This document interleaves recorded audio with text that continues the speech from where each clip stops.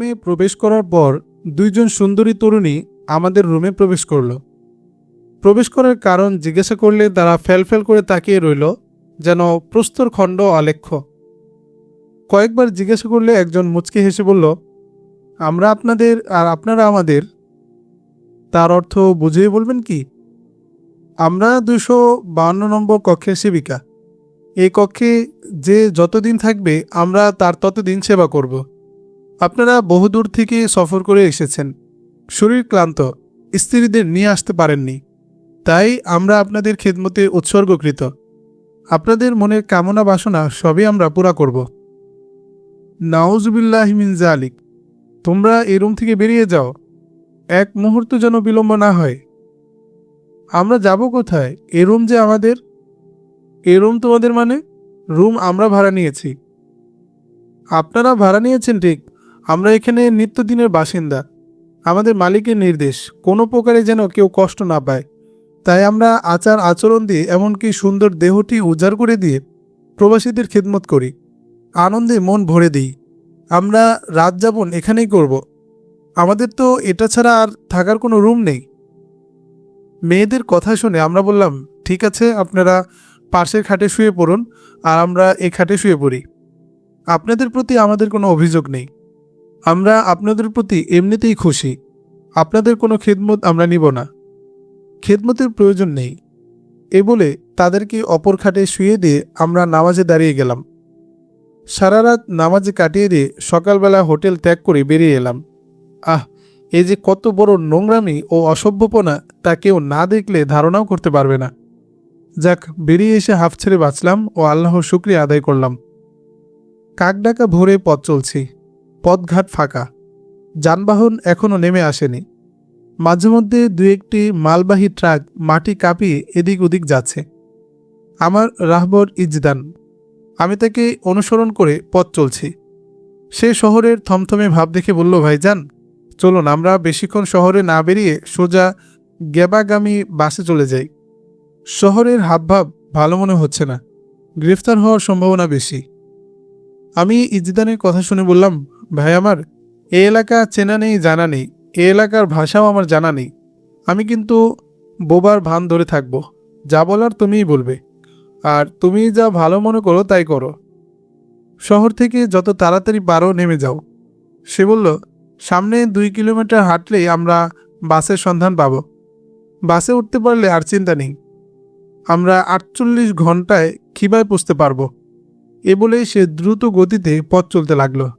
আমিও তার পিছু পিছু চলছি। আনুমানিক 1 কিলোমিটার পথ চলার পর পুলিশের গাড়ি আমাদের সম্মুখে এসে দাঁড়ালো।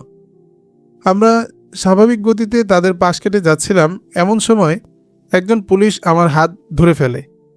চেয়ে দেখি এ যেন এক মানুষরূপী নরপিশাচ, লম্বা আমার চেয়ে 1.5 গুণ, চোখ দুটিতে যেন জাহান্নামের আগুন জ্বলজ্বল করে জ্বলছে, আর একজন ইজদানের হাত ধরে গাড়ির দিকে টানতে লাগলো।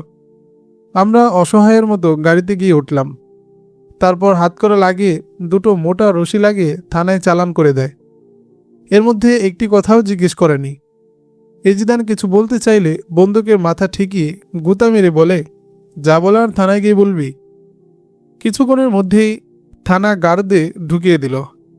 কেন আমাদেরকে আটক করলো, কি আমাদের অপরাধ, কিছুই জানতে দেয়নি। গারদে আরও 2জন লোক আছে, এর মধ্যে একজন পেলাম ইজদানের ঘনিষ্ঠ বন্ধু। ইজদান তাদের গ্রেফতারের কথা জানতে পেরে বলল, আমাদেরকে আসলে মুজাহিদ সন্দেহ করে আটক করেছে। তোমাদেরকে মুজাহিদ সন্দেহ করে আটক করার কারণ কি? এমন কি আলামত পেয়েছে তোমাদের কাছে? আলামত একমাত্র দাড়ি গোঁফ, তাই গ্রেফতার করেছে। তাহলে আমাদের অবস্থাও তাই মনে হয়, এমনটাই হবে। দুপুর গড়িয়ে বিকাল, আর বিকাল গড়িয়ে রাত হলো। এর মধ্যে দানা পানি কিছুই দেয়নি। ক্ষুধা পিপাসায় কাতর সকলেই। গারদ অভ্যন্তরে তায়াম্মুম করে নামাজ পড়ি। রাত 11টার দিকে শুধু একটা করে পরোটা পরিবেশন করল। তা উদরস্থ করলে ক্ষুধা যেন আরও বেড়ে গেল। ইজদান তুর্কি ভাষায় পুলিশদের বলল, ভাই আমাদের কাছ থেকে টাকা নিয়ে আরও কিছু রুটির ব্যবস্থা করে দিন। পুলিশ অগ্নিশর্মা হয়ে বলল, বন্দীদেরকে এর চেয়ে বেশি খাবার দেওয়ার বিধান নেই। তার কথা শুনে সবর করা ছাড়া আর কোনো উপায় রইল না। রাত আনুমানিক 1টার দিকে আজরাইলের মতো 5-7 জন পুলিশ এসে 2 জন করে নিয়ে গেল জিজ্ঞাসাবাদের জন্য। সেখানে রয়েছে বিভিন্ন ধরনের শাস্তি। প্রথমে আমাদের উপর চালালো শারীরিক নির্যাতন, চাবুকের আঘাতে জর্জরিত করে তুলল।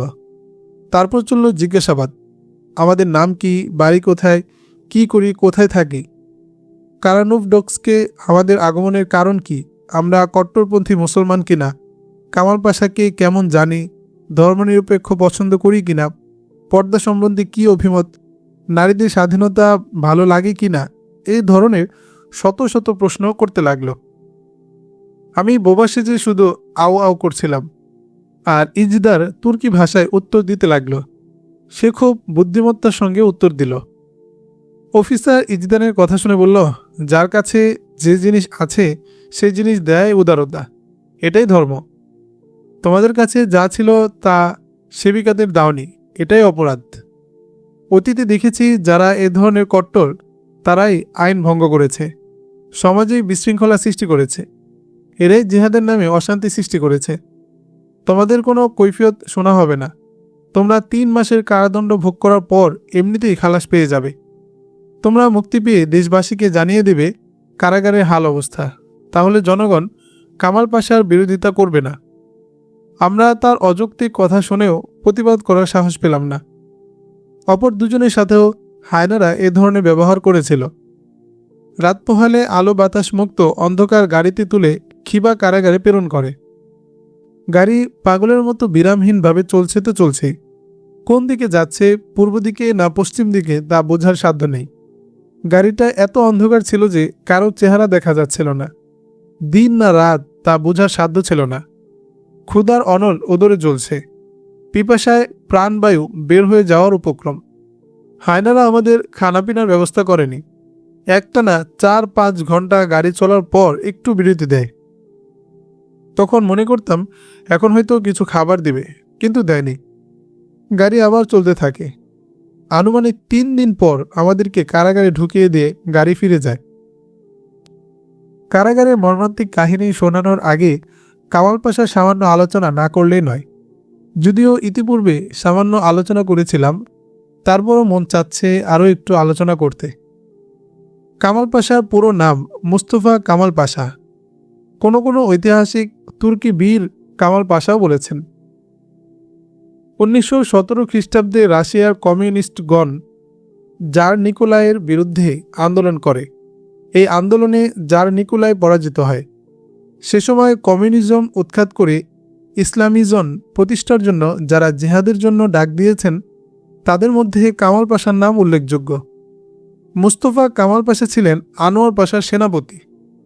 বলশেভিকদের বিরুদ্ধে অনেক অভিযান পরিচালনা করেন। দুর্বার গতিতে চলছিল তুমুল লড়াই, এতে বলশেভিকদের ভিত নড়বড়ে হয়ে যায়। তারপর সুচতুর বলশেভিকরা কামাল পাশাকে ক্ষমতার লোভ দেখিয়ে দল ত্যাগ করে নিজের দলে নিয়ে যায় এবং অনেক মুজাহিদকে অর্থের লোভে ফেলে দল ত্যাগ করিয়ে নিজেদের দলে নিয়ে যায় এবং অনেক মুজাহিদ শহীদ করে ফেলে এবং অনেক মুজাহিদ ধরিয়ে বলশেভিকদের হাতে দিয়ে দেয়। এভাবে মুজাহিদ বাহিনী চরম ক্ষতি করে। এভাবে আনোয়ার পাশাও শহীদ হন। তারপর কমিউনিস্টরা তাদের ওয়াদামাফিক তুর্কমেনিস্তানকে কামাল পাশাকে দিয়ে দেয়। কামাল তুর্কমেনিস্তানকে স্বাধীন ঘোষণা দিয়ে ধর্মনিরপেক্ষবাদ প্রতিষ্ঠা করে। ধর্মনিরপেক্ষতা বিশ্বাস করলে সে আর মুসলমান থাকে না, বেঈমান হয়ে যায়। যেসব আলেম তার বিরোধিতা করেছে তাদেরকে পাইকারি হারে শহীদ করেছে। এভাবে লক্ষ লক্ষ মানুষকে শহীদ করার পর মুখ খোলার আর কেউ ছিল না। কামাল নারী স্বাধীনতা আইন পাশ করিয়ে নারীদেরকে অর্ধ উলঙ্গ করে রাস্তায় নামিয়ে দিয়েছে। তুর্কি মা বোনরা ছিল পর্দানশীল। কামাল তাদেরকে সম অধিকার দিয়ে পুরুষের সাথে চাকরি করার অধিকার দিয়েছে। বোরকা প্রথা আইন করে, ফলে মেয়েরা সালোয়ার কামিজের পরিবর্তে স্কার্ট, শার্ট, হাফ প্যান্ট এবং পেন্টি পরতে শুরু করেছে। সকল ক্ষেত্রে নারীদেরকে চাকরিতে ঢুকিয়েছে। তারপর ইসলামের নাম উচ্চারণকারী আর কেউ থাকল না। ইসলামী শিক্ষা বাদ দিয়ে অন্য শিক্ষা চালু করেছে। এতে শত শত মাদ্রাসা শিক্ষাকেন্দ্র একেবারে বন্ধ হয়ে গেল। ধর্মনিরপেক্ষতা, নারী স্বাধীনতা ও সম অধিকারের জন্মদাতা বা প্রবর্তক হলেন কুখ্যাত মোস্তফা কামাল। আমাদেরকে কারা কর্তৃপক্ষের হাতে তুলে দিয়ে পুলিশরা চলে আসলো। কারা অফিসাররা আমাদেরকে ঘিরে নানা প্রশ্ন করতে লাগলো। আমি তো বোবার ভান ধরে আছি, উত্তর দিতে গিয়ে পেয়ে পেয়ে আওয়াজ করি। এতে আমাকে বেশি কিছু প্রশ্ন করেনি, আর অপর আসামিদেরকে একের পর এক প্রশ্ন করে জর্জরিত করে তুলল। জিজ্ঞাসাবাদ সেরে আমাদেরকে নিয়ে গেল কারা অভ্যন্তরে। সেখানে নিয়ে আমাদের সকলের হাতে পায়ে 7 কেজি ওজনের বেড়ি আর 5 কেজি ওজনের শিকল পরিয়ে দিল। এ নিয়ে চলাফেরা করা খুবই কষ্টকর। বেয়ে উপরে ওঠা অসম্ভব হয়ে পড়ল। বেড়ির ভারে একদম কুঁজো হয়ে গেলাম। হায়, আমাদের ফরিয়াদ শোনার কেউ নেই। আমাদেরকে 8 নং ওয়ার্ডে রাখল। এখানে সবই আলেম, মুজাহিদ ও দিনদার লোক। তাদের অপরাধ, তারা ধর্মনিরপেক্ষতা, নারী স্বাধীনতার নামে নগ্নতা ও বেহায়াপনা সমর্থন করেনি। শিক্ষার নামে কুশিক্ষা ও খোদাদ্রোহিতা, নাস্তিকতা পছন্দ করেননি। তাই তাদের ভাগ্যে নেমে এলো নাস্তিক কামালের অকথ্য নির্যাতন। আর কিছু সাহসী আলেমকে হাতে পায়ে বেরি পরানো দেখেছি। তাদের অপরাধ হলো তারা কামাল পাশার নামে মুরতাদ বা ধর্মদ্রোহী ফতোয়া দিয়ে হত্যার নির্দেশ দিয়েছে। কারাগারে তাদের শাস্তি ছিল কঠিন। আমাদেরকে যদিও বেরি পরিয়েছিল, একটু চলাফেরা করতে কষ্ট হচ্ছে, তবু চলাফেরা করতে পারতাম, ওরা তাও পারত না। আমাদের খাবার ছিল একদিন পর পর দুবেলা সালনবিহীন ভুট্টার রুটি, তাও অনেক পুরাতন। জীবন বাঁচানোর দায়ে সবার সাথে তাই খেতে হয়। আমরা একদিন পর একদিন রোজা রাখা আরম্ভ করলাম। আমাদের ওয়ার্ডে যে সাপ্লাই পানি দিত তা দিয়ে সকলের অজু, গোসল, পেশাব পায়খানা কাজ শেষ হতো না। গোসল করলে পান করার পানি পেতাম না, আর পান করলে গোসল করার পানি পেতাম না। তাই সবাই মিলে পরামর্শ করে নিলাম, ফরজ গোসল হলে সে গোসল করে নিবে, আর সপ্তাহে 2 বার স্বাস্থ্য রক্ষার্থে গোসল করবে। একদল সপ্তাহে প্রথমে, আরেক দল সপ্তাহে শেষে। এভাবে রুটিন করে দেয় সকলে পানি ব্যবহার করতে লাগলো। খিবা কারাগারের বন্দীদেরকে বসিয়ে বসিয়ে খাওয়াতো না, তাদেরকে সীমার বাইরে পরিশ্রম করতে হতো। কারাগারের ভিতরে এবং বাইরে ছিল প্রচুর জমি। এসব জমিতে চাষাবাদের কাজ বন্দীদেরই করতে হতো। বন্দীদের উৎপাদিত শস্যের ভাগ সামান্যই ভোগ করত বন্দীরা, আর সিংহভাগ ভোগ করত সরকার। তাছাড়া 20-25 কিলোমিটার দূরে সীমান্ত এলাকার যেসব পাহাড় রয়েছে, সেসব অনাবাদী পাহাড়ি অঞ্চলকে আবাদি ভূঁইয়ে পরিণত করার জন্য মাটি কাটতে হতো। সে কি কষ্ট! নিরীহ মানুষ ধুকে ধুকে মরছে এ নিষ্ঠুর কারাগারে। তার হিসাব কে রাখবে? মাটি কাটার জন্য সপ্তাহে 2-3 দিন আমাকেও যেতে হতো। পাহাড়ি অঞ্চলে মাটি কাটার মতো কঠিন কাজ উপলক্ষে খাবারের মাত্রা একটুও বৃদ্ধি করত না। কড়া নিরাপত্তার মধ্য দিয়ে নিয়ে যেত, আবার নিরাপত্তার মাধ্যমেই নিয়ে আসত। চলাফেরা করার সময় কেউ কারো সাথে ভুলেও কথা বলতে পারত না। যদি বলতো তাহলে তার জন্য কড়া শাস্তি রয়েছে। কাজের সময় কিছু বেড়ি খুলে দিত, অন্য সময় নয়, শুধু হাত ও পায়ের বেড়ি খুলে দিত। কারাগারে কামাল পাশার পক্ষ থেকে একজন বেতনভোগী আলেম এসে প্রতিদিন ওয়াজ নসিহত করত। আসলে এই ব্যক্তি আলেম নামের কলঙ্ক, কামালের চাটুকারো, 1 নম্বর চামচা। সে কোরআন হাদিসের দলিল দিয়ে বোঝাতো, কোরআন হাদিসের মনগড়া অর্থ উপস্থাপন করত। উক্ত মাওলানা যে একজন উঁচুমানের নাস্তিক তা তার বক্তব্যের মাধ্যমে বোঝা যেত। মাওলানা সাহেবের ভাষায় তার বক্তব্য শুনুন। প্রিয় কারাবন্দী আলেম ওলামা, পরহেজগার ও দিনের মুজাহিদ ভাইয়েরা, আপনারা হলেন দিনের ধারক ও বাহক, ওয়ারেসাতুল আম্বিয়া। আপনারা পবিত্র কোরআনের উপর সঠিকভাবে আমল করতে পারেননি বলেই আজ নিষ্ঠুর কারাগারের অন্ধকার প্রকোষ্ঠে কালাতিপাত করছেন। এ শাস্তি আপনাদের হাতের কামাই, এ শাস্তি আপনাদের কৃতকর্মের ফল। কেননা আল্লাহ পাক পবিত্র কালামে ইরশাদ করেন, জলে স্থলে যত বিপর্যয় হয় তা সবই মানুষের হাতের কামাই। কাজেই আপনারা জেনে শুনে কোরআন হাদিসে বিপরীত চলেছেন। সে আরও বলে, দেশের আমির বা রাষ্ট্রনায়ক হলেন আল্লাহর ছায়া। তাই আল্লাহ ও রাসূলের হুকুম পালন করার সাথে সাথে রাষ্ট্রনায়কের হুকুম পালন করাও ফরজ। পবিত্র কোরআনে বেশ কয় জায়গায় এ নির্দেশ এসেছে। তাছাড়া হাদিসে নববীতে আপনারা দেখেছেন, আমাদের প্রিয় নবী সাল্লাল্লাহু আলাইহি ওয়াসাল্লাম বলেছেন, আমির বা রাষ্ট্রপ্রধান যদি গোলাম, কানকাটা আর মাথা কিসমিসের মতো হয়, তবুও তার আদেশ নিষেধ মেনে চলতে। এই সমস্ত সতর্কবাণী থাকা সত্ত্বেও আপনারা মহামান্য রাষ্ট্রপতি বিরোধিতা করেন। এটা কি আপনারা ঠিক করছেন? তারপর সে আরও বলে, আমাদের মহামান্য মোস্তফা কামাল পাশা মাদ্দাজিল্লুহুম আলী ধর্মনিরপেক্ষ রাষ্ট্র ঘোষণা করেছেন, আর আপনারা আদা জল খেয়ে এর বিরোধিতা করছেন। ধর্মনিরপেক্ষবাদের অর্থ আপনারা বুঝেননি। আসলে এ ধর্মের অর্থ হলো সকল ধর্মের প্রতি শ্রদ্ধাশীল ও ধর্মীয় মূল্যবোধ থাকতে হবে। সকল ধর্মের লোক সম্প্রীতি বজায় রেখে একসাথে চলতে হবে। কোনো ধর্মকে অবজ্ঞা করা যাবে না। আল্লাহ পাক নিজেই ঘোষণা দিয়েছেন, দিনের ব্যাপারে কোনো জোর জবরদস্তি বা বাধ্যকতা নেই। অন্যত্র বলা হয়েছে, তোমরা দিনের ব্যাপারে বাড়াবাড়ি করো না। কোরআনের স্পষ্ট আয়াত থাকতেও আপনারা এটা নিয়ে অনেক বাড়াবাড়ি করছেন। তিনি আরও বলেন, বর্তমান বিশ্বে নারী সমাজ খুবই অবহেলিত। নারীদের অধিকার ক্ষুণ্ণ হচ্ছে পদে পদে। তারাও আমাদের মতো মানুষ। পুরুষগণ তাদের উপর জুলুম করে আসছে যুগ যুগ ধরে। স্বাধীন নারীদেরকে বন্দি করে রাখছে পুরুষরা। বাহির জগতের সাথে তাদের কোনো সম্পর্ক নেই। আল্লাহ পাক পবিত্র কালামে ইরশাদ করেছেন, পুরুষদের যেমন তাদের স্ত্রীদের উপর অধিকার রয়েছে, তেমনি পুরুষদের উপরও স্ত্রীদের অধিকার রয়েছে। আমাদের মহামান্য রাষ্ট্রপতি এ আয়াতের উপর ভিত্তি করেই নারী স্বাধীনতা দিয়েছেন। ইউরোপিয়ানরা এত উন্নতি সাধন করার একমাত্র কারণ হলো নারী স্বাধীনতা। ইউরোপিয়ান নারীরা পুরুষের পাশাপাশি কাজ করে যাচ্ছে। মুসলিম দেশের এত পিছনে পড়ে থাকার কারণ হলো নারীদের ঘরে বন্দি করে রাখা। তাদেরকে স্বাবলম্বী হতে দেয় না। নারীরা অনেক কাজ করতে পারে, কিন্তু তাদেরকে সে সুযোগ দেওয়া হচ্ছে না। তাই মুসলিম সমাজ এত পিছনে রয়েছে। তাই আমাদের সরকার নারীদের প্রাপ্য অধিকার দিয়ে দেশের উন্নতির সাথে সাথে ব্যক্তি উন্নতির দ্বার খুলে দিয়েছেন। আর আপনারা নারী স্বাধীনতা ও সম অধিকারের বিরুদ্ধে ফতোয়া দিচ্ছেন। আপনাদের ফতোয়ার কারণে আপনাদেরকে কোনো নারী দেখতে পারে না, আপনাদের কথাও শুনতে পারে না।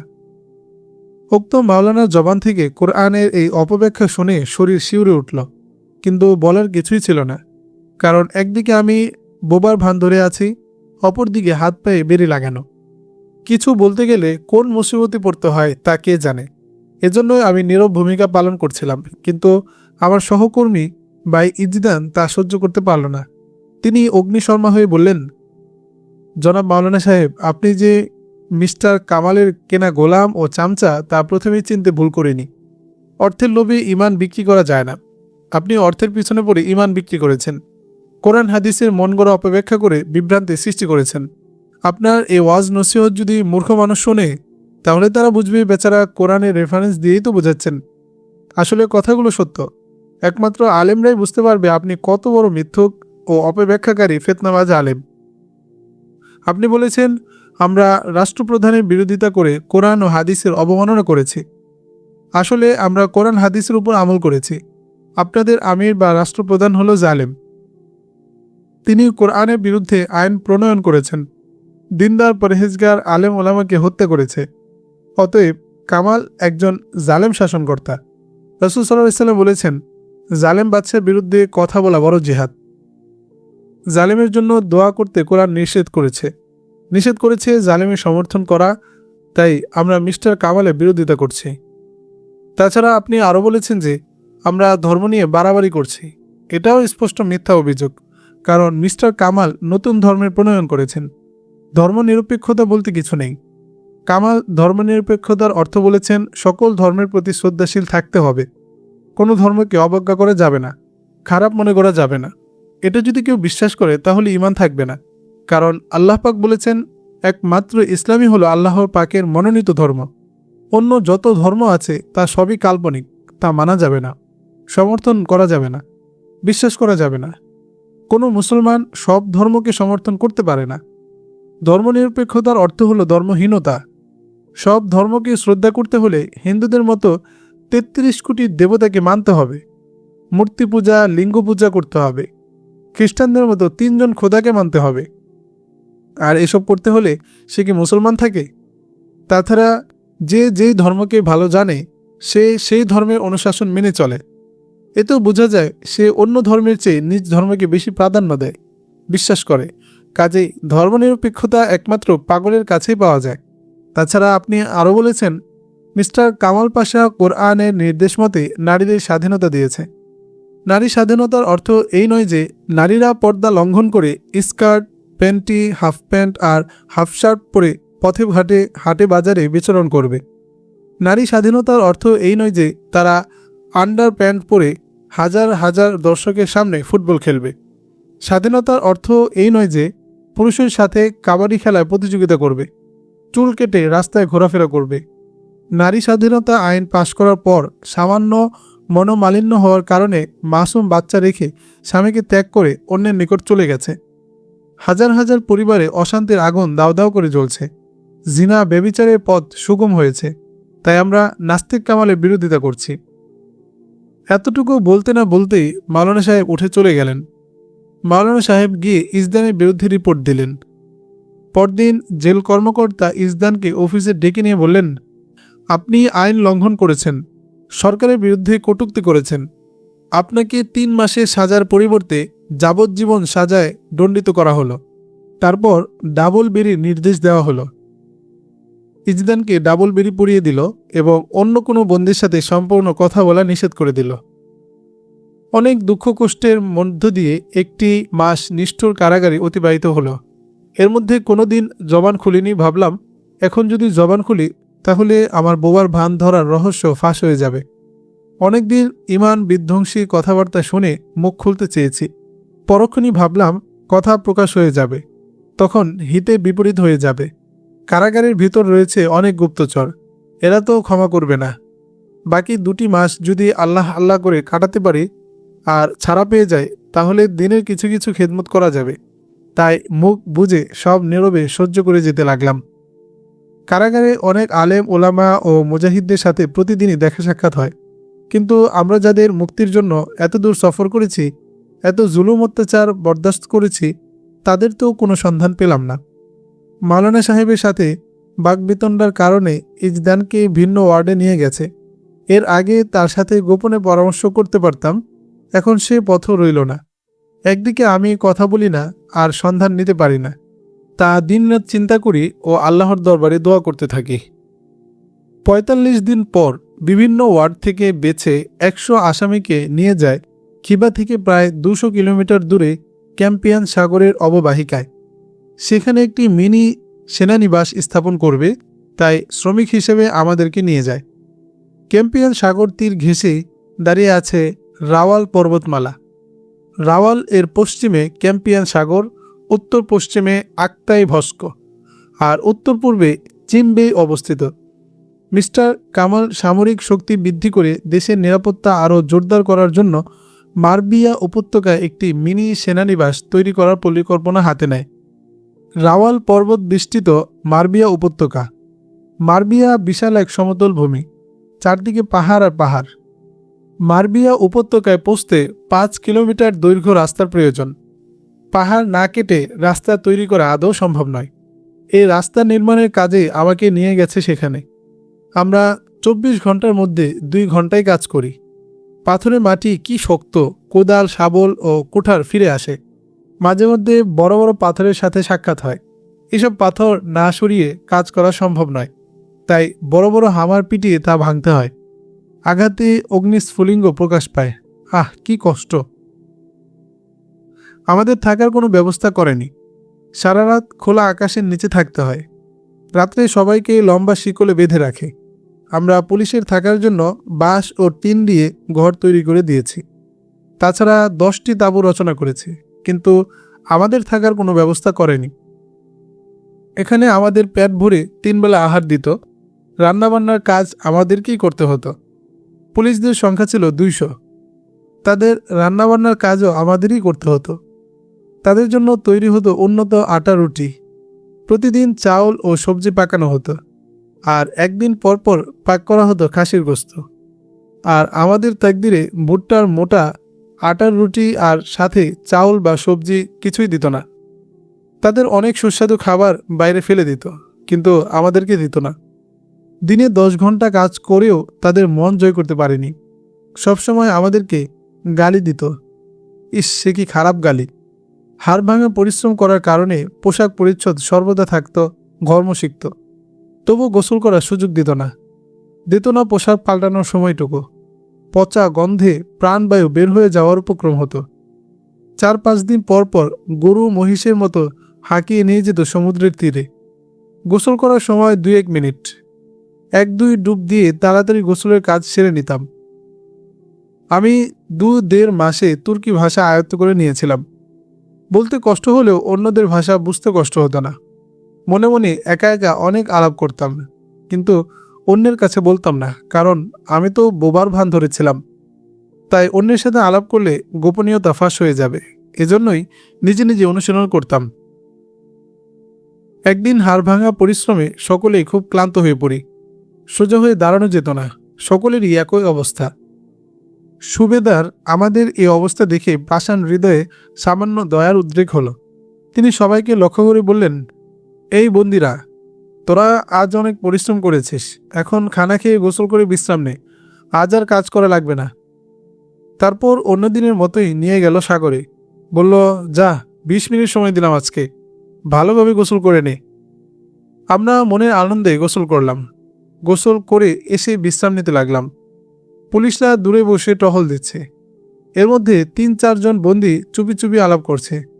তাদের আলাপ আলোচনা বুঝতে পারলাম, এরাই আমাদের কাঙ্ক্ষিত লোকগুলো, যাদের উদ্ধারের জন্য এত দূর পথ সফর করে এসেছি এবং কষ্ট করছি। আমি গোপনে তাদেরকে জানিয়ে দিলাম যে আমরা জনাব জামাল দামালা গৌরানীর পক্ষ থেকে তোমাদের মুক্তির জন্য এসে বন্দী হয়েছি। 3 মাসের জন্য আমাকে কারাগারে প্রেরণ করেছে। আশা করি 15-20 দিন পর ছাড়া পাব। আমি ফিরে গিয়ে তোমাদেরকে মুক্ত করব ইনশাল্লাহ। তোমরা কোনো চিন্তা করো না, বেশি বেশি দোয়া করতে থাকো। তাদের নিকট আমার সফরসঙ্গী ইজদানের বন্দির সংবাদও জানালাম। মুক্তির সংবাদ পেয়ে নুরানি আভায় চেহারা উজ্জ্বল হয়ে উঠল। বেশি বেশি আল্লাহর শুকরিয়া আদায় করতে লাগলো। আমি সাথীদেরকে সান্ত্বনা দিতে গিয়ে বললাম, হে আমার প্রাণপ্রিয় মুজাহিদ সাথী ও বন্ধুরা, আল্লাহর রাসূল সাল্লাল্লাহু আলাইহি ওয়াসাল্লাম বলেছেন, দুনিয়া মুমিনের জন্য কারাগার আর কাফিরের জন্য জান্নাত। এই হিসেবে আমরা সবাই কারাগারেই বন্দী, অর্থাৎ দুনিয়ার সমস্ত মুসলমানই কারাগারে বন্দী। এরপর আমরা কজন দুনিয়া নামক কারাগারে জেলখানা নামক সেলে আছি। এর চেয়ে বেশি কিছু না। জাহান্নাম থেকে তো দুনিয়ার কারাগার কোটি গুণে ভালো, তাই না? আমরা চুরি করিনি, ডাকাতি করিনি, অন্যের মাল লুণ্ঠন করিনি। আমরা আল্লাহর জমিনে আল্লাহর বিধান প্রতিষ্ঠা করার জন্য লড়াই করছি। আমাদের লড়াই হোক বাতিলের লড়াই, ন্যায়ের লড়াই, দিন প্রতিষ্ঠার লড়াই। কাজেই আমরা ইমানি দায়িত্ব পালন করে যাচ্ছি। আমরা জয় পরাজয়ের ধার ধারি না। কে হারবে কে জিতবে তার পরোয়া করি না। বাঁচব না মরব এসব ভাবনা ভাবি না। সর্বাবস্থায় মহান রব্বুল আলামিনের পক্ষ থেকে পুরস্কার ঘোষণা রয়েছে। কাজেই হীনবল হওয়ার কোনো কারণ নেই। বেহেশতে আমাদের জন্য ইমারত নির্মিত করা হচ্ছে। নির্ঝরণী কলকল টানে বয়ে যাচ্ছে।